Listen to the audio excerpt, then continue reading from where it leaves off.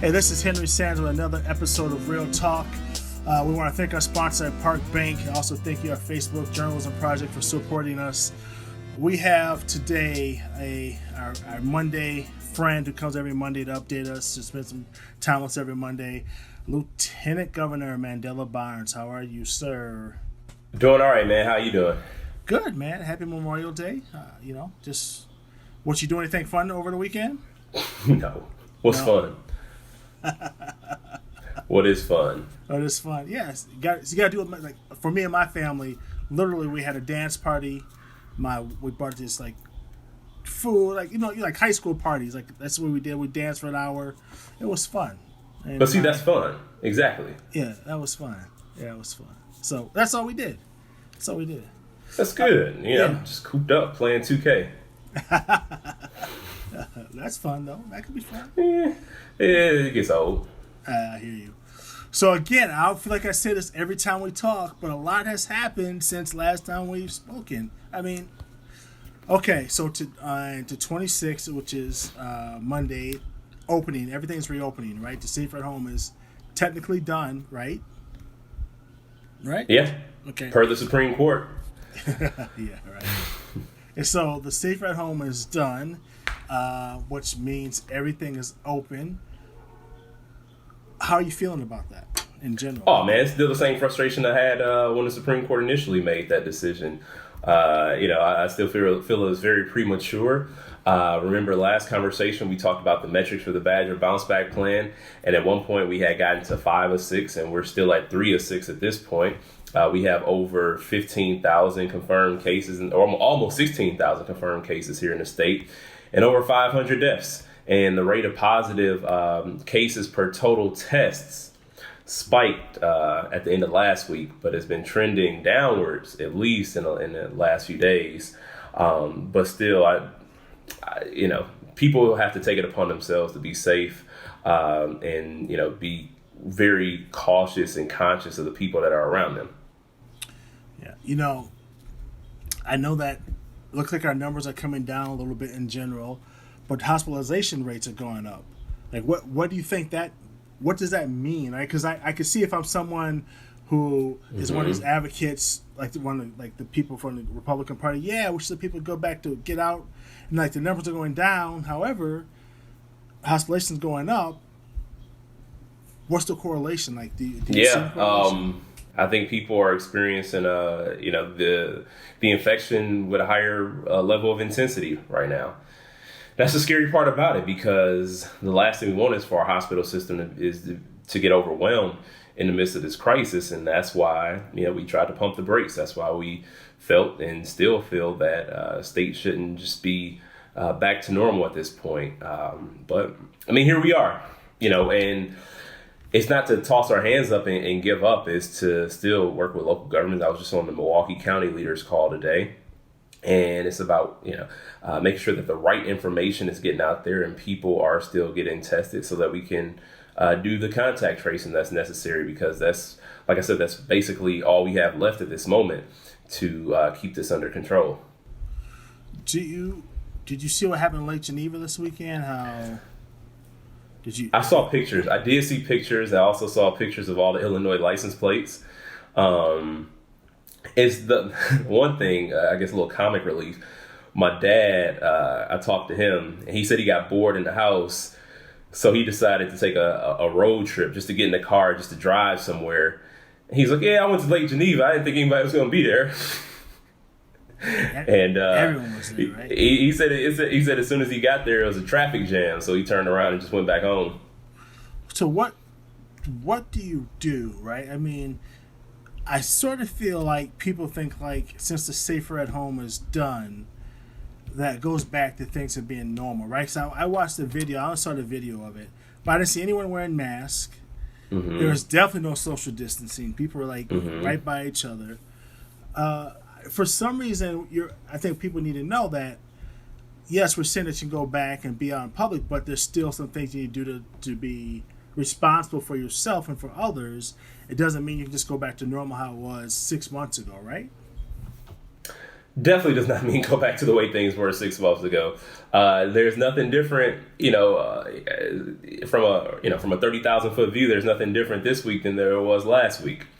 In terms of where we are in the course of the pandemic, there's nothing different last month than today. What happens if, God forbid, but what happens if all of a sudden these people are getting back and, these outbreaks, we have a big outbreaks again, right? I mean, like Lake Geneva, churches are open back, all this stuff. What happens if outbreaks happen? What can the governor do and you do at that point if that happens? Because Republicans, they don't have to let anything happen, right? They can be like, guys, we let the economy stay open. Well, I think they already made that very clear. And it's not like nothing is happening right now. Things are happening. People are still getting infected. People are still being hospitalized right now. I mean, we can talk about a spike, but where we are at this moment is still critical. It's still a crisis moment that we're in. So the response, I can't speak to exactly what that response would look like because I haven't had the chance to have that conversation with the governor.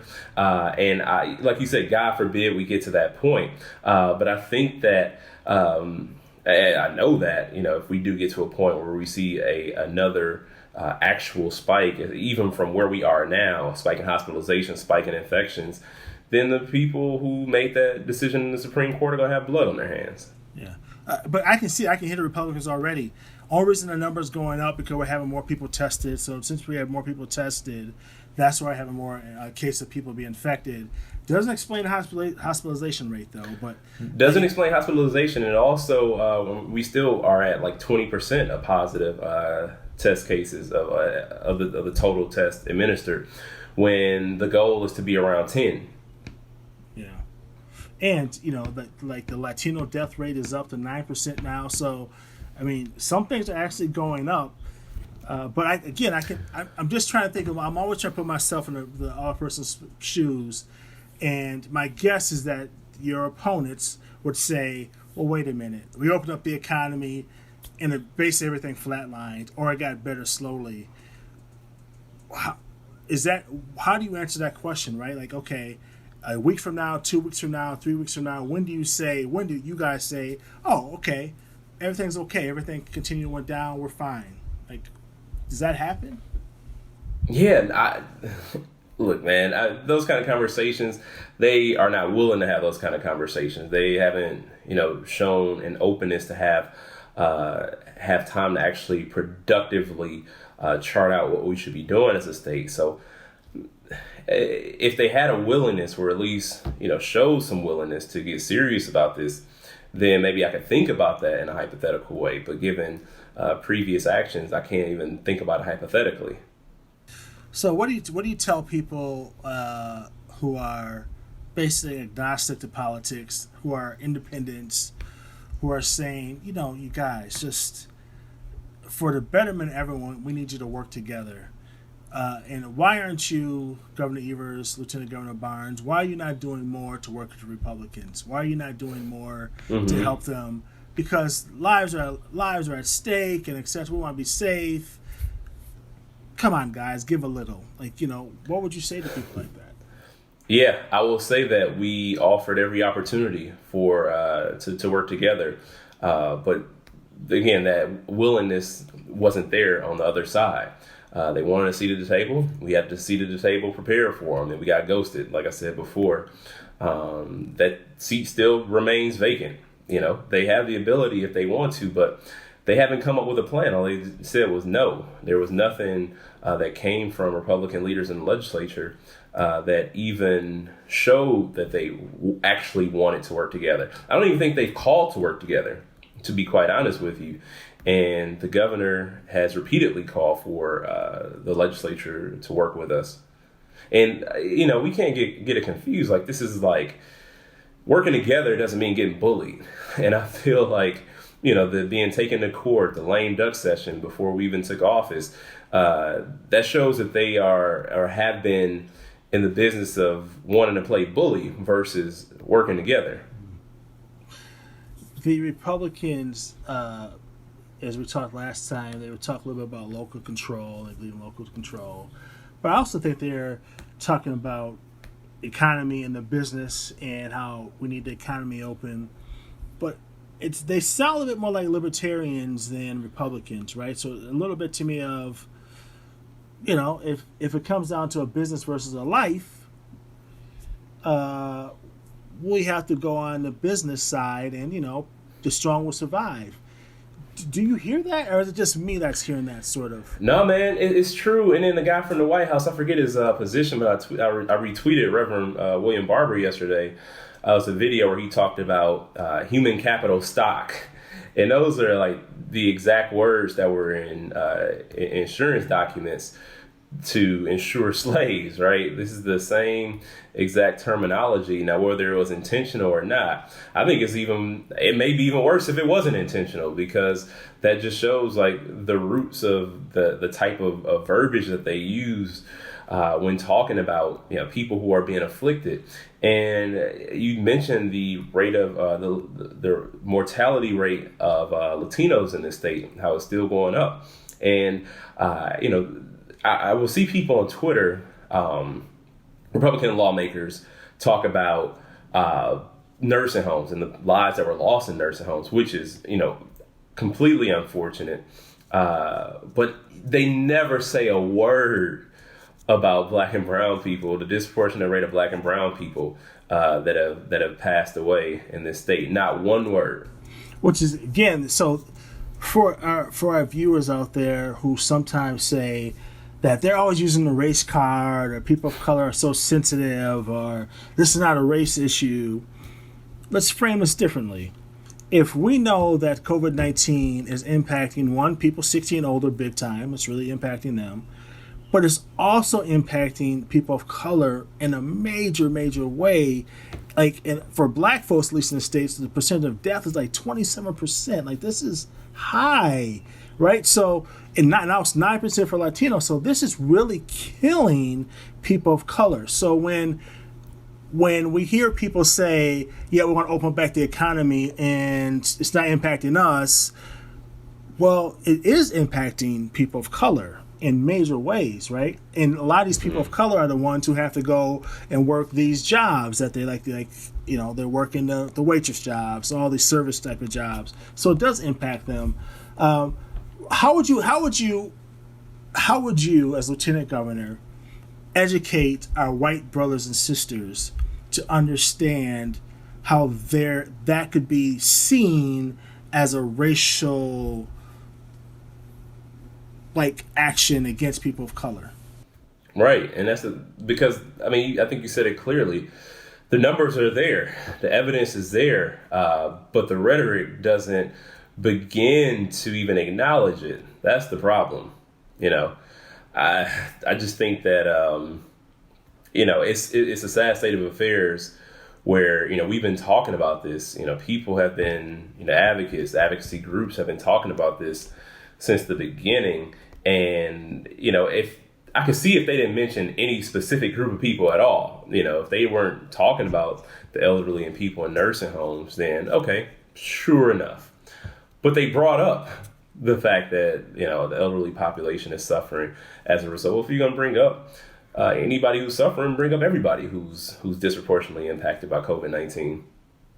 Well, this is sad. And I just hope this goes well, because I'm a small business guy. I get why small business want to open up. They got to feed their families. I get that struggle. I get it. But I'm just praying that this doesn't lend to more people getting sick 2 weeks from now, 3 weeks from now. Yeah.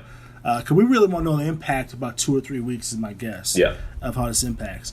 But enough about that, sir. What are you watching? What's new on Netflix or Amazon or wherever you're watching? Hulu? I started watching Avatar: The Last Airbender. Oh, I've heard of it. So it's a cartoon, man. I forget how many seasons it is, but it's pretty good, man. So far, I'm only like 3 seasons in. It came out a while ago. It was on Nickelodeon, but it's actually it's really well done. Yeah, I started. It's like number 2 on Netflix right now. Is it? I'm starting to watch. Is it Little Fires Everywhere or something like that with Reese Witherspoon? So it's actually pretty good. It's based on what's going on. It was in Shaker, Ohio, and like right for race stuff went there. It's actually Okay. you should check it out. You should. It's interesting All right. from a racial perspective. I think you'll be interested in it, man. I'm sure I would. Yeah. So, are you reading anything? No, just still stuck in the same books right now. In the middle of them, I got a couple on the desk that I need to get to, that I need to finish.